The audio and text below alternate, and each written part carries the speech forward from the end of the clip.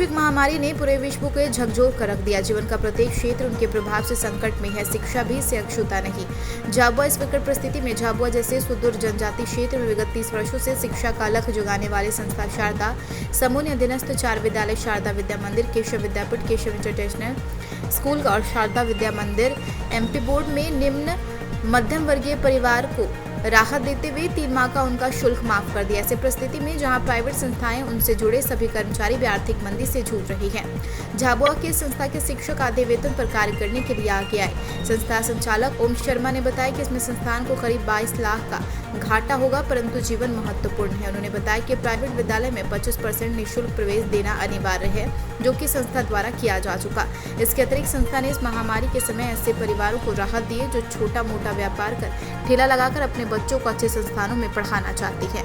Salim Hussain, bureau, Jhabua. जी, Sharda group Jhabua द्वारा शिक्षा के क्षेत्र में लंबे समय से काम किया जा रहा है। कोरोना महामारी के संकट के दौरान हमें थोड़ा अनुभव हुआ कि निम्न मध्यम वर्गीय लोग जो छोटा व्यवसाय करते थे, आज उनका व्यवसाय चौपट हो गया है और इस अवधि में लगता है कि ये अवधि और बढ़ भी सकती है। ऐसी स्थिति में संस्था के सभी संचालकों ने निर्णय लिया कि ये 3 माह की फीस अप्रैल, मई और जून, ये आर्थिक रूप से कमज़ोर लोग हैं, उनकी नहीं लेना चाहिए।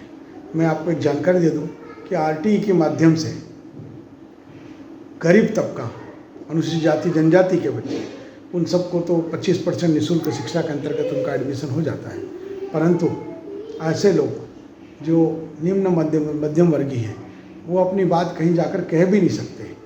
उनकी स्थिति ऐसी हो गई है कि उनका धंधा, छोटे छोटे व्यवसाय वो बंद हो गए हैं और वो अपने बच्चों को पढ़ाएं कि क्या करें, उनको समझ में नहीं आ रहा। तो इस दृष्टि से लगभग हमने एक सूची बनाई है।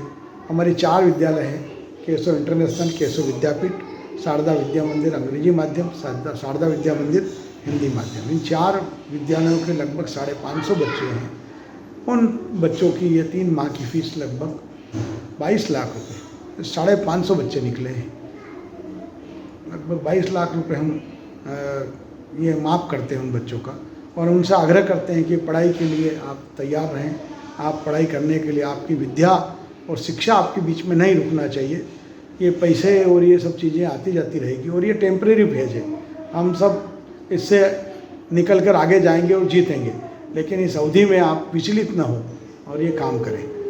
मैं एक और जानकारी देना चाहता हूँ कि आरटी के माध्यम से झाबुआ ज़िले में जो झाबुआ की मानी हुई स्कूल है, जिनकी फ़ीस भी ज़्यादा है और साथ ही ऐसी संस्था जो विदेशों से दूर से आकर यहाँ झाबुआ ज़िले में सेवा के नाम पर यहाँ काम करना चाह रही है और काम करती है, ऐसी संस्थाओं ने भी आरटी के खिलाफ उच्च न्यायालय में जाकर स्थगन लाए और एक भी हमारे जनजाति बच्चों को आरटी के अंतर्गत एडमिशन नहीं दिया। ये कैसे सेवा करते हैं मुझे समझ में नहीं आता। और ये बड़े बड़े विद्यालय हैं, इनके यहाँ पर भी कोई आरटी के नाम से एडमिशन नहीं होता, परंतु हम 2014 से गांव-गांव में बच्चों का सर्वे करके उन बच्चों को एडमिशन देते हैं, उनको पढ़ाते हैं। एक और बात बता दूँ, इन संस्थाओं में पढ़ाने वाले शिक्षक वो बड़े आदरणीय हैं, पूजनीय हैं। उन लोगों ने भी हमारे मैनेजमेंट के निर्णय के साथ सहमति दी। उन्होंने कहा कि साहब, यदि आप ये निर्णय लेते हैं तो हम भी आधे शुल्क, आधे वेतन पर हम पढ़ाना चाहेंगे। कौन लोग? शिक्षक लोग, सभी हमारे जो टीचर हैं, उन लोगों ने भी निर्णय किया है कि हमको आधे शुल्क देना, आधी पे देना और उसमें ही हम इनका अध्यापन कराएंगे, लेकिन इनका अध्यापन नहीं छोड़ेंगे। तो कुल मिलाकर ये झाबुआ के शिक्षा के क्षेत्र में एक अनुकरणीय पहल करने का हमने प्रयास किया है, जिसमें हमारे शिक्षकों ने हमारे को सहयोग किया है। विशेष बात यह है कि कई तरह के व्यवसाय हैं जिनको इस अवधि में सेवा का काम करना चाहिए, चाहे चिकित्सा का व्यवसाय हो, चाहे मेडिकल स्टोर्स का व्यवसाय है, लेकिन आप और हम सब भली बातें परिचित है कि आज उनके दाम किस भाव में हमको दवाइयाँ मिल रही है, किस भाव में सैनिटाइजर मिल रहे हैं। और वो संस्थाएं जिनके बड़े बड़े गार्डन होते हैं, बड़े बड़े साधन होते हैं, वे सब भी लाखों करोड़ रुपए का भोजन और उसके नाम से व्यवसाय कर रहे हैं। लेकिन ऐसे समय में हम विचलित नहीं हुए और हम उनके लिए, उन बच्चों का हमने ख्याल रखा है और उन शिक्षकों ने भी हमारा साथ दिया है। ये सब गर्व की बात है।